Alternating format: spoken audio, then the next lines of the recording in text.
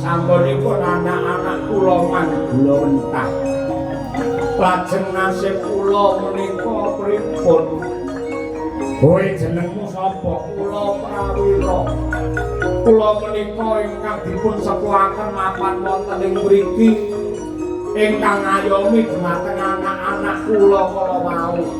Yen samangke cah wedok-wedok niku manggawa teng padepokan jenengan njur kula mangke pripun?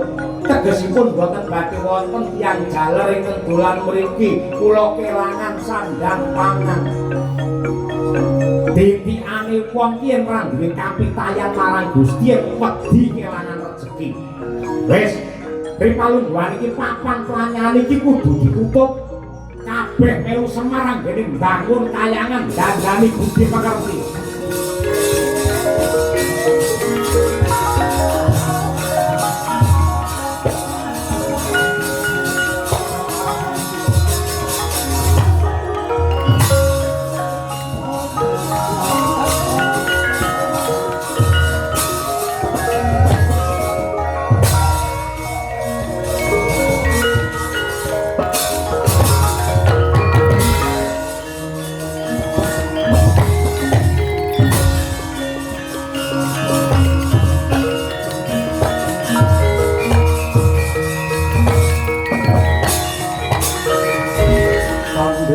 Karya wangsit